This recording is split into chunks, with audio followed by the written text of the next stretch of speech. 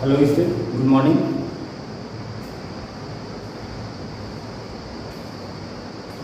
Hello, student. I am Vijay Yadav. Today, I am going to teach you class 11th chemistry chapter number first, some basic concept of chemistry. आज इस date हम लोग बात करेंगे पहले chapter की जो 11 का फर्स्ट चैप्टर है। उसमें आपको एक तरह से रिवीजन ही करना है। पिछले प्रीवियस क्लासेस में 10th 9th जो पढ़ गया हो, कुछ बातें जो होगी वही होगी, फिर उसके बाद कुछ नया आपके लिए मिलेगा। एक चीज़ और आपको बताना चाहूँगा, 10th और 11 का कंपेयर कभी मत करना है। 10th लोअर क्लास होता है, उसके सिलेबस बहुत कम होते हैं, बट 11 आपको जब पढ़ने आएंगे तो उसमें आपको थोड़ा ब्रॉडली पढ़ना पड़ता है और थोड़ा हार्ड वर्क करना पड़ता है। इसको आप केयर कीजिए। तो पहला चैप्टर आपका है some basic concept of chemistry. इसमें हम लोग को मैटर एलिमेंट कंपाउंड के बारे में थोड़ा सा डिस्कस करना है। फिर उसके बाद में कुछ नई टॉपिक आएगी जिसके ऊपर की बात है। फर्स्ट ऑफ ऑल आप लोगों को मैं बताना चाहूँगा, एटम तो सभी लोग जानते ही होंगे। Atom according to Dalton theory पढ़ के आए थे। Atom are not divisible as old theory, but in modern theory atom are divisible in electron, proton and neutron. Atom किसमें तोड़ा जा सकता है? इलेक्ट्रॉन, प्रोटॉन और न्यूट्रॉन में तोड़ा जा सकता है। एटम चैप्टर के नाम से दिए आगे है, उसकी बात हम नहीं करेंगे। इलेक्ट्रॉन, प्रोटॉन और न्यूट्रॉन, ये निगेटिव होता है, पॉजिटिव होता है, इसमें क्या है? नो चार्ज है कि नहीं। Atom are the smallest particle of the matter. Atom जो होता है किसी मैटर का सबसे छोटा से छोटा भाग होता है जिसको तोड़ा नहीं जा सकता। डाल्टन साहब ने कहा था बहुत पहले, जो उनकी ओल्ड थ्योरी थी, लेकिन बाद में न्यू मॉडर्न थ्योरी में ये आया एटम को भी तोड़ा जा सकता है इलेक्ट्रॉन, प्रोटॉन और न्यूट्रॉन में। जैसा कि ये सब बातें आपको पता है। फर्स्टली हम लोग पढ़ेंगे मैटर के बारे में। What is a matter? आपको रिवीजन क्लास में है, ये आपका पहले लेसन में है। मैटर क्या होता है? You know matter anything which occupy space and have mass, that are matter. वैसी वस्तु जो जिसमें भार होता हो और जो स्थान घेरती हो उसको क्या बोलेंगे? मैटर बोलेंगे। जो आप चारों तरफ अपने घर के आसपास देखते हैं सब कुछ क्या है? मैटर ही है, जिसको आप देखते आए हैं। यहाँ हम आप सभी लोग क्या है? मैटर ही है। सब लोग एटम से ही बने हैं कि नहीं? तो इसमें मैटर की बात हम लोग कर सकते हैं। मैटर किसको कहते हैं? अच्छा, हिंदी डिफिनेशन ये कहता है जिसमें भार होता है, मैटर उसको कहते हैं जिसमें भार होता है, जो स्थान घेरता है, जिसको देख सकते हैं, जिसको सूंघ सकते हैं, जिसको हम अपनी सेंसर ऑर्गन्स द्वारा पहचान सकते हैं, उसको क्या बोलते हैं? मैटर बोलते हैं। ऐसा नहीं कि डस्टर का दिया हमें मैटर है सर, अभी आप सेंट लगा के आए तो मैटर नहीं है। नाली बगल से गुजर रही है, सड़ी हुई नाली, तो आपको स्मेल आएगी कि नहीं आएगी? बोलो, तो आप समझ ही गए होंगे, तो भी तो मैटर है। या डेड एनिमल होंगे वो भी आएंगे। कहीं भी कुछ भी है, किसी में ऑक्सीडेशन हो रहा है, सब कुछ में ऑक्सीडेशन तो होता ही है। रेडॉक्स रिएक्शन पढ़ के आए हो 10th में तो देखे ही होगी। तो ऑक्सीडेशन हो रहा है तो जरूर खराब होगा, और जो वाटर से मेडअप है वो तो खराब होना ही है। हम क्या, प्लास्टिक जो है जल्दी खराब नहीं होगा, कई सालों लग जाएंगे, है कि नहीं? जैसा कि जानते होंगे बायोडिग्रेडेबल नहीं है, ठीक है। तो वो भी मैटर है, ऐसा नहीं वो मैटर नहीं है, मैटर वो भी है। हाँ, वो स्मेल आपको ऐसे नहीं करना, जलाएंगे तो स्मेल आएगा, है कि नहीं? गैस के रूप में स्मेल आएगा कि नहीं? तो इन सब बातों से हम समझ सकते हैं कि मैटर क्या है। खाना खा रहे हो, खाना बन रहा है तो मैटर है। एप्पल लाया हमने, ऑरेंज लाया, अगर ऑरेंज का छिलका लेके पॉकेट में घूमने लगा मैं, तो आप समझो कि मैं ऑरेंज खा रहा हूँ, लिया हूँ अपने पास, वही चीज़ है। तो उसमें जो डिफ्यूजन हो रहा है, जो एटम है डिफ्यूज हो रहे हैं हायर कंसनट्रेशन से कहाँ? Lower concentration. अरे समझ, चलिए देखते हैं मैटर की टाइप्स पढ़ लेते हैं। How many types of matter? बोलो, मैटर कितने होते हैं? हाँ बोलो, मैटर जो होते हैं दो ही होते हैं, ठीक है। ऐसे तो हम लोग सॉलिड लिक्विड गैस कह के निकल लेते हैं, लेकिन मैटर कितने होते हैं? दो होते हैं। Matter physical classification and chemical classification. Matter की कितनी क्लासिफाइड? दो ही बता देते हैं। Physical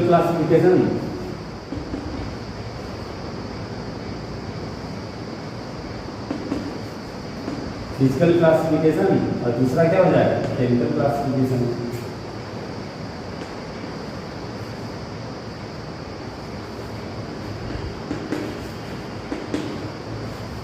physical classification and chemical classification. Physically भी होते हैं 6 होते हैं, जैसा कि आप छोटे क्लास में पढ़ के आए हो। फिजिकली कितने होते हैं? 6 होते हैं।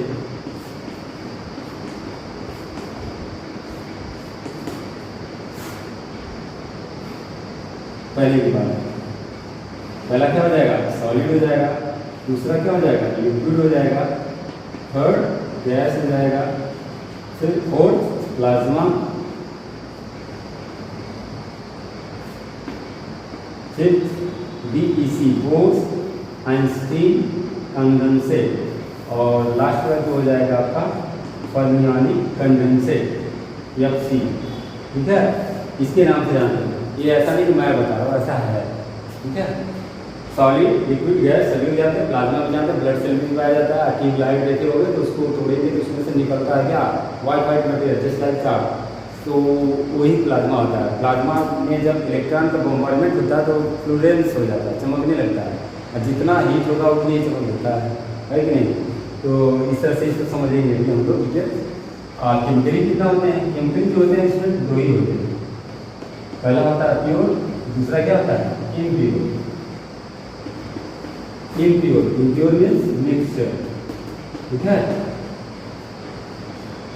इम्प्योर मीन्स क्या हो जाएगा? मिक्सचर हो जाएगा। प्योर में क्या क्या आएगा भाई? आपका इसमें आएगा एलिमेंट आएगा और कंपाउंड आएगा। एलिमेंट एंड कंपाउंड, ये होमोजीनियस है। Element and compound. एलिमेंट कितने आएंगे भाई? 3 आएंगे। मेटल, मेटल वाली,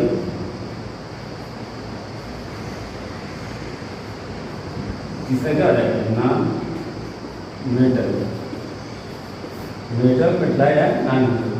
कंपाउंड में आपके दो आएंगे, ऑर्गेनिक आएगा और क्या आएगा? Inorganic. Organic and inorganic. Organic and inorganic. Mixer में कितने आएंगे भाई? इम्प्योर में दो आएंगे। होमोजीनियस, दूसरा क्या आ जाएगा? हेटेरोजीनियस आ जाएगा।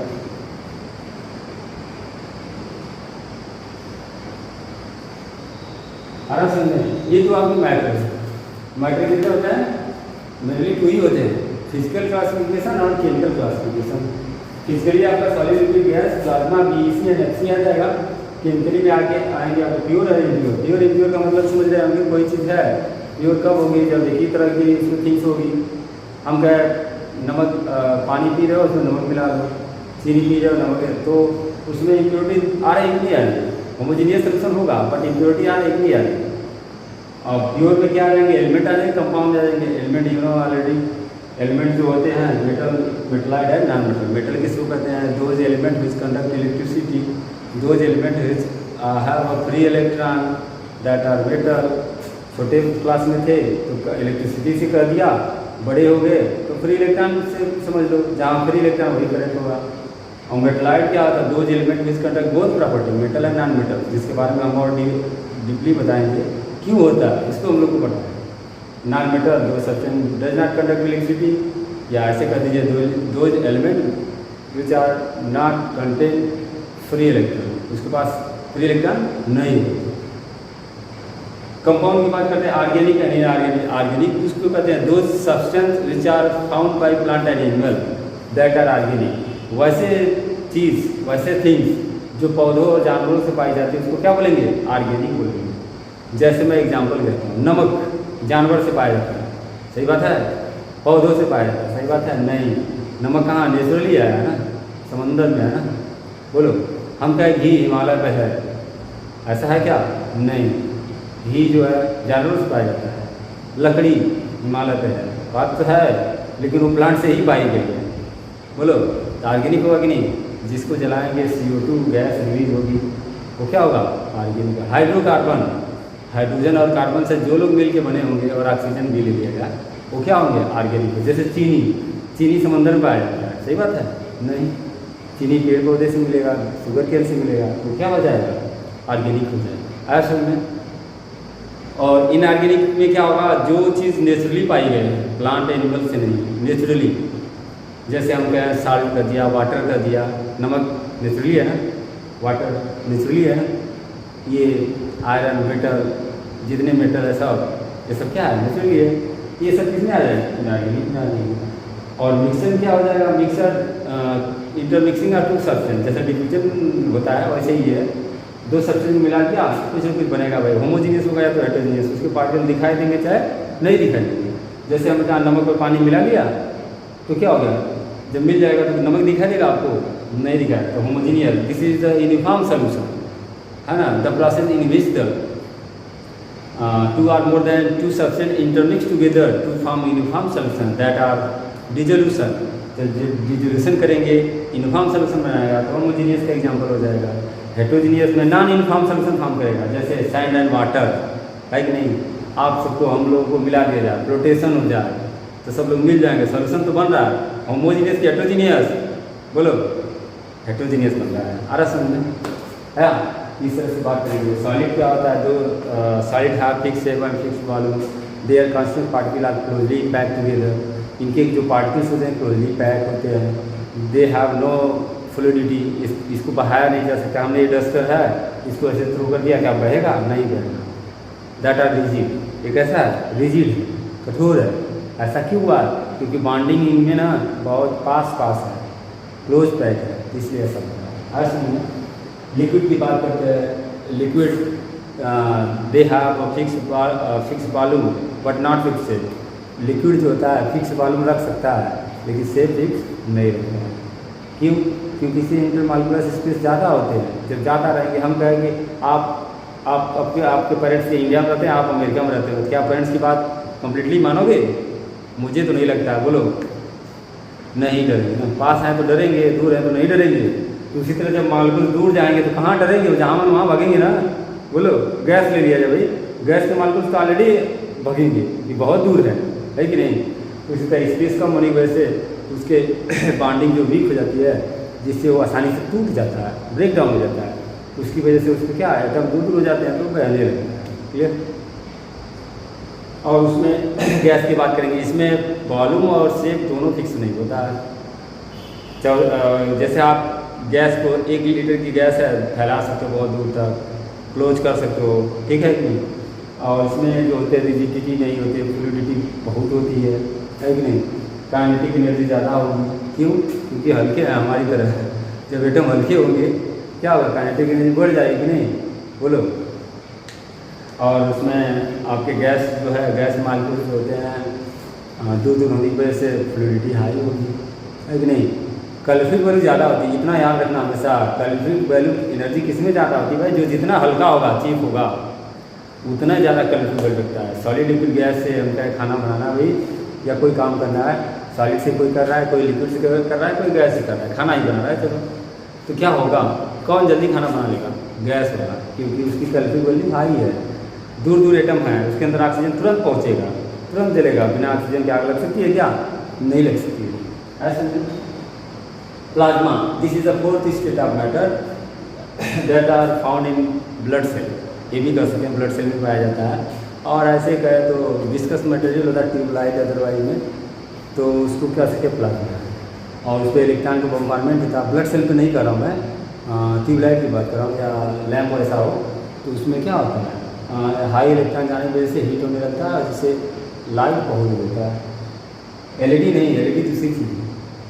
उसके बाद आपका BEC, बोस आइंस्टीन कंडेंसेट, ये इंडियन साइंटिस्ट थे बोस, और आइंस्टीन तो जानते ही होंगे आप लोग। ये दोनों लोग मिल के 5th स्टेट ऑफ मैटर को डिस्कवर किया था, जैसा कि 9th में पढ़ गया हो। तो ज़्यादा जानकारी है नहीं। लोअर टेम्परेचर पर फाउंड होते हैं ये लोग। ये जो मैटर है कहाँ पाया जाता है, कम टेम्परेचर में, और यह सिर्फ परमाणु कंडेंसेट हायर टेम्परेचर पाया जाता है। This is the 6th state of matter. ऐसे ही आपको एलिमेंट की बात करना है, मेटल नॉन मेटल मेटलाइट, कुछ नहीं बताना है, बहुत पड़े हो। मेटल नॉन मेटलाइट का पढ़ लीजिएगा, देख लीजिएगा। कंपाउंड में अभी हमने बताया ऑर्गेनिक और इनऑर्गेनिक दो तरह का होता है। ऑर्गेनिक पौधों जानवरों से पाया जाता है, और इनऑर्गेनिक जो होता है नेचुरली पाया जाता है। मिक्सचर जो होता है दो तरह का होता है, होमोजीनियस एंड हेटेरोजीनियस होता है। तो स्टूडेंट आज के लिए बस इतना ही, ये सब बातें आप पढ़ लीजिएगा। नेक्स्ट टॉपिक आपको कुछ नया हम लोग पढ़ाएंगे, जिसमें आपको नई नई बातें समझ आएगी। सिग्निफिकेंट फीचर जो इसमें पावर्स नहीं हम लोग मैथ में कैलकुलेट करते हैं, तो वो कैसे पावर्स में लाएंगे, कैसे क्या करेंगे, वो सब पढ़ना है। फिर नई बातें हमको पढ़ना है, सोल्यूशन चैप्टर से ही है रिलेटेड थोड़ा सा, ठीक है। इसको पढ़ लीजिएगा, आई होप समझ में आया होगा।